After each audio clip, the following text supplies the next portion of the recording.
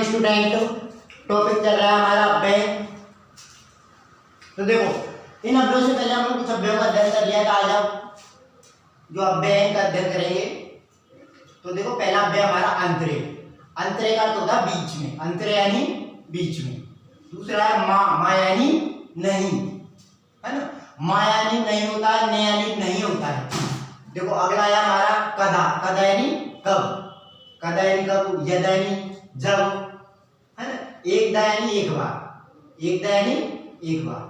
दिक यानी अगला है एक दा यानी एक बार, दिक अगला है दिक यानी धिक्कार।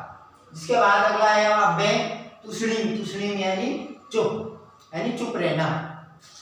अगला अव्यय यथा। यथा यानी जैसे, या फिर इसको कह सकते हैं जिस प्रकार। तो यथा यानी जैसे या जिस प्रकार। अगला अव्यय हमारा तथा। तथा यानी वैसे या उस प्रकार। तो तथा यानी वैसे या उस प्रकार। जिसके बाद में अगला अव्यय अथे। अथे यानी इसके बाद। अथे का अर्थ होता है इसके बाद। और अगला अव्यय हमारा वही। वही यानी होता है बाहर। तो ये हो गया हमारे अंतरे बीच में। मा यानी नहीं, कदा यानी कब, एक दिन एक बार, दिक यानी धिक्कार, तुष्णीम यानी चुप, यथा है जैसे जिस प्रकार, तथा है वैसे उस प्रकार। तो देखो यथा को आप जैसे कह सकते हो या जिस प्रकार भी। तो जैसे या जिस प्रकार में कोई सा भी आप ले सकते हो। वैसे ही तथा है वैसे होता है, उसको आप वैसे कह सकते हो या फिर उस प्रकार। तो यथा है जैसे जिस प्रकार, तथा है वैसे या उस प्रकार। इसके बाद में अथ है इसके बाद, और वही यानी बाहर। अगली बात करते हैं, अगला अव्यय हमारा नक्तम। नक्तम का मतलब होता है रात्रि में। तो नक्तम यानी रात्रि में, और दिवा यानी दिन में। तो नक्तम यानी रात्रि में, दिवा यानी दिन में। जिसके बाद में अगला अव्यय हमारा नूनम। नूनम है निश्चय ही, निश्चय ही जरूरी। तो नूनम यानी निश्चय ही। अगला अव्यय यद्यपि। यद्यपि यानी होता है लेकिन। जिसके बाद में अगला अव्यय खलु। खलु यानी निश्चय। तो देखो ये नूनम का भी अर्थ यही होता है निश्चय ही, और खलु का अर्थ भी निश्चय ही होता है ना। तो नूनम यानी भी निश्चय होता है, खलु यानी भी निश्चय होता है। अगला है नो यानी नहीं। नो यानी नहीं। अब देखो यहाँ पर नो यानी नहीं होता है, ने यानी नहीं होता है, मा यानी नहीं होता है। देखो नो यानी नहीं, मा यानी नहीं, और ने यानी भी नहीं होता है। अगला अव्यय पुरा। पुरा यानी पहले। जिसके बाद में अगला अव्यय वृथा। वृथा यानी बेकार था तुम्हें, है ना। तो वृथा यानी बेकार। अगला अव्यय सदा। सदा यानी होता है हमेशा, और सर्वदा यानी भी हमेशा होता है। सदा का मतलब भी हमेशा होता है, सर्वदा का मतलब भी हमेशा होता है। अगला अव्यय हमारा अन्यत्र। अन्यत्र यानी दूसरी जगह। तो ये हो गया हमारे नक्तम में रात्रि में, दिवा दिन में, नूनम में निश्चय ही, यद्यपि लेकिन, खलु यानी निश्चय ही। तो नूनम यानी निश्चय ही, खलु यानी निश्चय ही, नो यानी नहीं, पुरा यानी पहले, वृथा यानी बेकार, सदा यानी हमेशा, सर्वदा यानी हमेशा, अन्यत्र यानी दूसरी जगह। अगली हम बात करते हैं अगला अव्यय हमारा उभयत्र। तो देखो अन्यत्र यानी होता है दूसरी जगह, है ना, या अर्थात अन्य जगह। और अगला अव्यय उभयत्र। उभयत्र का मतलब, उभय का मतलब होता है दोनों, दोनों होता है। तो उभयत्र यानी दोनों जगह।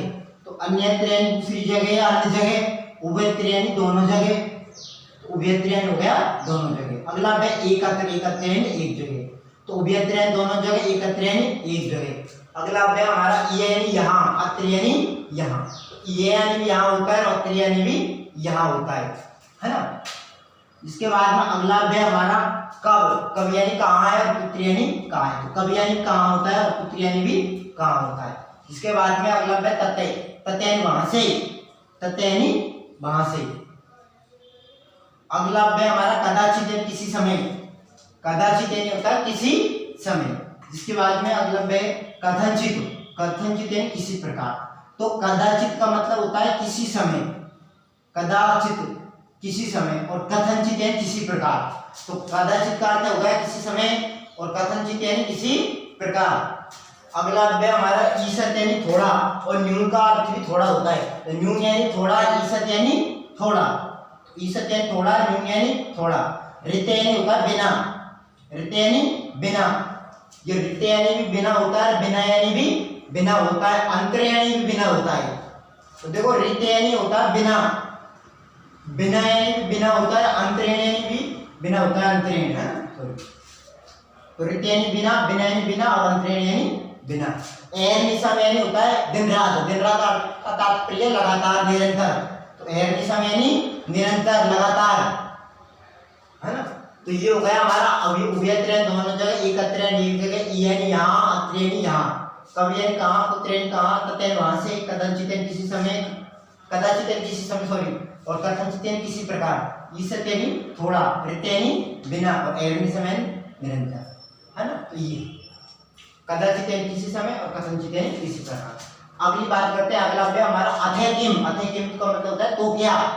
अथेकिम यानी तो क्या, अथेनी तो और किम यानी क्या। तो अथेकिम यानी तो क्या, और किम यानी है तो पता ही है, किम यानी होता है क्या, तो किम यानी क्या। किंच यानी और क्या, तो किम यानी क्या और किंच यानी और क्या। कदापि नहीं कभी नहीं, और ऋतम यानी होता है सत्य। ऋतम यानी सत्य। देखो ऋत यानी होता है बिना, ऋत यानी तो होता है बिना, और ऋतम यानी होता है सत्य, है ना। तो ऋते और ऋतम में आपको फर्क समझना है। तो ऋत यानी होता है बिना और ऋतम यानी होता है सत्य। अगला अव्यय हमारा तरी। तरी, तरी यानी होता है तो, तरी यानी तो। जिसके बाद में अगला अव्यय हमारा यावत। यावत यानी जब तक, यावत यानी जब तक। जिसके बाद में अगला अव्यय हमारा तावत। तावत यानी होता है तब तक। तो यावत यानी जब तक, तावत यानी तब तक। बिना यानी होता है बिना, और अंतरेण यानी भी बिना ही होता है, और ऋत यानी भी बिना होता है। अगला नाना। नाना यानी होता है विभिन्न, नाना का अर्थ होता है विभिन्न। अगला अव्यय हमारा आरात। आरात का मतलब होता है दूर या समीप। आरात अव्यय के दो अर्थ होते हैं, दूर के लिए ये आरात अव्यय का प्रयोग किया जाता है, समीप के लिए भी आरात अव्यय का प्रयोग किया जाता है। तो आरात का अर्थ दूर भी होता है, समीप भी होता है। ये हमारे अव्यय हो गए थे जो शेष अव्यय का अध्ययन कर करेंगे।